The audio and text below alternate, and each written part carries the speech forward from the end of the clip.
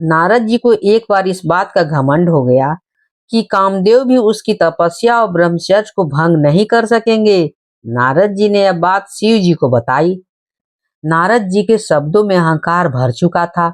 शिव जी यह समझ चुके थे कि नारद अभिमानी हो गए हैं। भोलेनाथ ने नारद जी से कहा कि भगवान श्री हरि के सामने अपना अभिमान इस प्रकार से मत करना। इनके बाद नारद जी विष्णु जी के पास गए और शिव जी के समझाने के बाद भी उन्होंने श्री हरि को पूरा प्रसंग सुना दिया। नारद जी भगवान विष्णु के सामने भी अपना घमंड प्रदर्शित कर रहे थे। तब भगवान ने सोचा कि नारद जी का घमंड तोड़ना ही होगा। यह शुभ लक्षण नहीं है। जब नारद कहीं जा रहे थे तब रास्ते में उन्हें एक बहुत ही सुंदर नगर दिखाई दिया, जहाँ किसी राजकुमारी के स्वयंवर का आयोजन किया जा रहा था। नारद जी भी वहां पहुंच गए और राजकुमारी को देखते ही मोहित हो गए। यह सब भगवान श्री हरि की माया थी। राजकुमारी का रूप और सौंदर्य नारद के तप को भंग कर चुका था। इस कारण उन्होंने राजकुमारी के स्वयंवर में हिस्सा लेने का मन बना लिया। नारद जी भगवान विष्णु के पास गए और कहा कि आप अपना सुंदर रूप मुझे एक दिन के लिए दे दीजिए, जिससे कि वे राजकुमारी स्वयंवर में मुझे ही पति रूप में चुन सके। भगवान ने ऐसा ही किया। लेकिन जब नारद मुनि स्वयंवर में पहुंचे तो उनका मुख बानर की तरह हो गया।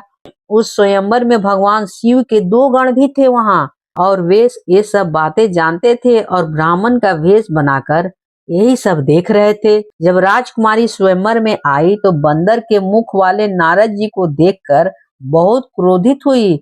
उसी समय भगवान विष्णु एक राजा के रूप में वहां पहुंच आए। सुंदर रूप देखकर राजकुमारी ने उन्हें अपने पति के रूप में चुन लिया। यह देखकर शिवगण नारद जी की हंसी उड़ाने लगे और कहा कि पहले अपना मुख दर्पण में देख आइए। जब नारद जी ने अपने चेहरा को बानर के समान देखा तो उन्हें बहुत गुस्सा आया। नारद मुनि ने उन शिव गणों को राक्षस योनि में जन्म लेने का श्राप दे दिया। शिव गणों को श्राप देने के बाद नारद जी भगवान विष्णु के पास पहुंचे और क्रोधित होकर उन्हें बहुत भला बुरा कहने लगे। माया से मोहित होकर नारद मुनि ने श्री हरि को श्राप दे दिया कि जिस तरह आज मैं स्त्री के लिए व्याकुल हो रहा हूँ, उसी प्रकार मनुष्य जन्म लेकर आपको भी स्त्री वियोग सहना पड़ेगा। उस समय बानर ही तुम्हारी सहायता करेंगे। तब नारद मुनि को अपने कटु वचन और व्यवहार पर बहुत ही ग्लानि हुई और उन्होंने भगवान श्री हरि से क्षमा मांगी। भगवान श्री हरि ने कहा कि ये सब मेरी ही इच्छा से तो हुआ है, अतः तुम शोक न करो। उसी तरह वहां भगवान शिव के गण आए जिन्हें नारद मुनि ने श्राप दिया था।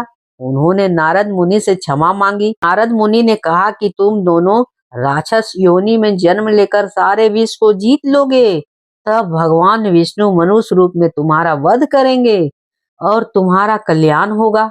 नारद मुनि के इन्हीं श्रापों के कारण उन शिव गणों ने रावण एवं कुंभकर्ण के रूप में जन्म लिया और श्री राम के रूप में अवतार लेकर भगवान विष्णु को स्त्री वियोग सहना पड़ा। श्री राम के रूप में अवतार लेकर भगवान विष्णु को स्त्री वियोग सहना पड़ा।